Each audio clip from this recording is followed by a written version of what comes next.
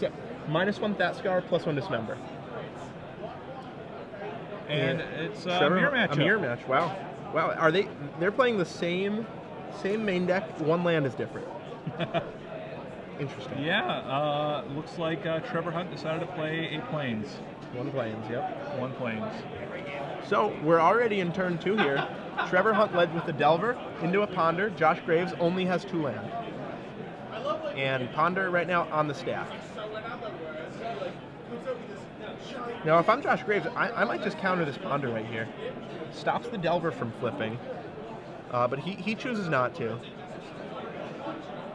Trevor Hunt ponders into Moorland Haunt, Vapor Snag, and a 3rd card. Maybe another Ponder. Yeah, that's another Ponder. So he'll definitely keep those. Yeah, he is looking forward to flipping that Delver. Yeah. And he'll draw the Moorland Haunt, keep the 2 instants on top, and swing for 1. Josh Graves down to 19. Now I have to imagine that. Yep, place land. I have to imagine that if Josh is going to be in this game, he was going to want to play a Geist this turn. Oh yeah, that'd be awesome for him. You know, it's also mills him for 2. That's nice. That's a really heads-up play by Josh Graves. Mills opponent for 2 after he ponders. Josh Graves too, by the way. I just want to point this out. Is playing the Han Solo sleeves. Oh, nice. I appreciate that. Those are classic. Those are classic. Those score you points with the ladies too. That's for sure. So Moorland Haunt for Josh into Geist. Geist, yeah. Called it. Yeah. It's not that he really had it. It was just the only card that was going to keep him in the game. Right. And so now we're back to a blind flip off the Delver. Does he hit it? No. No. So Thought Scour doing work for Josh Graves. Milling 2 instants, so it'll power up his opponent's Rune Chanters, but way more importantly, stops that Delver from flipping. Now Trevor has a lot of options here. If he has his own Geist, you know, that's pretty good. If he has a sword, that's really good too. He does have a War and Peace in his hand. That's the one card I saw in his hand. But really, other than blocking and Legend ruling, he has no answer. No answer to Geist. He's just going with the Invisible Stalker. Yeah. And so he's probably going to wait till turn 5 to play that sword. Try to sneak some damage in. It looks like it. It looks like he wants to catch his opponent tapped out. And his opponent has a sword. Wow. Yeah. So Josh Graves, Sword of War and Peace, go. Not looking great here. Josh Graves does not even give his opponent the opportunity to double block. Seems pretty wise when you have a sword in play. I agree. On a hexproof creature. Yeah, and you know he just doesn't have a lot to deal with that. Unsurprisingly. I mean, Trevor Hunt can play his own sword, but really he's going to lose to the Geist. Geist does a ton more damage. I think that you do need to just play your own sword here. Right. You know, what else do? You just hope that you can draw enough chump blockers and your opponent will, you know, to race. Yeah, to race, and you know you will be gaining a lot of life off of your own, and they will not be doing a lot of damage with their sword. So, but that that requires you draw a lot of chumpers, and I just don't foresee that happening. How key was it for Josh Graves to be on the play this game? It seems very key. Huge. So Geist gets equipped and Geist comes in, and he's got a block here. Yeah, definitely. I mean, it's something you hate to do, but Trevor Hunt's plan has to be throw creatures under the bus every single turn.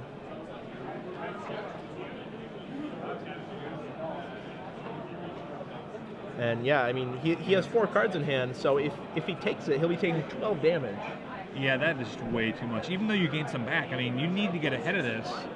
Right. There you go. Yeah, he blocks. He wisely needs blocks. to get ahead of this and hope that his own sword is able to kill Josh before anything too bad happens. Right. Josh is another creature. Oh, revoke divine existence. Revoke. Wow. Removing Trevor Hunt's sword from the game and Trevor Hunt from the match, unless he can come up with something pretty good right here. Maybe another sword. Yep, sword would do it. Sword plus land. Instead, this is just going to be a It looks Thought like Scour? A Thought it Scour. looks like he does have another sword. But again, you know. Interesting that he Thought Scour his opponent when both have Moorland Haunts. Yeah.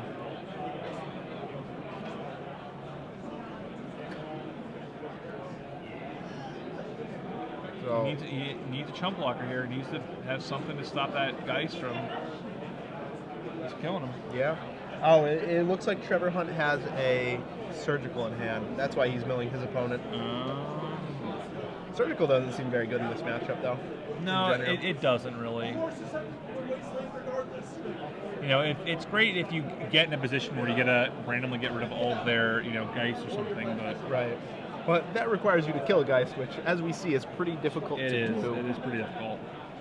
So, Surgical targets Mana Leak. Does not hit. Wow, she's a really good hand. Oh, jeez. Trevor might just be scooping to these removal spells here. Yeah, I'm not sure how you come back from that. Josh Graves' hand, Vapor Snag, Revoke Existence, Divine Offering, Geist of Saint Traft.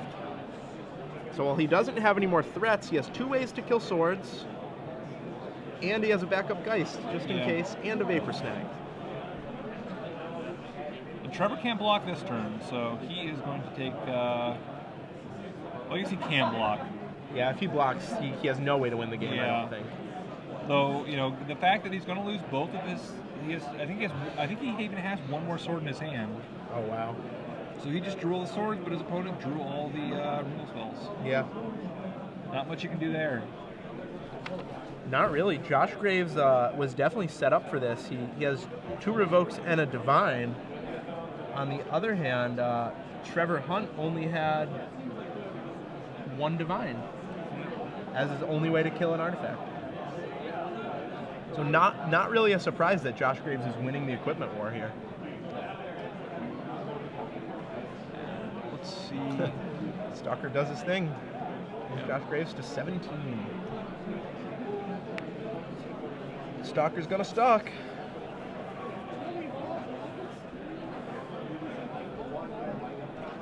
So Trevor Hunt with 2 cards in hand. That means that this Geist attack will hit for 10. Nope. Oh, he has a... Make that 5. Same thing. Yep. Vapor Snag's the Angel, bringing Josh Graves to 16, Trevor Hunt to 9. Still pretty close to lethal next turn. Yeah. Yeah, it is. Sword gets revoked. And Josh Graves says go. Josh Graves, though, no white source, so if Trevor does have another sword, it will connect for 1 turn. Seems pretty strange that Josh Graves didn't Divine Offering. Yeah. Oh, I guess it was a pike, not a sword. Okay. I was looking through his list and I was like, I don't see another sword. So taps 2 Moorland Haunt to play Runechanter's Pike, no equip.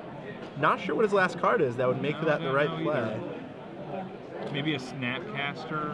Yeah, that seems like it'd be the only thing.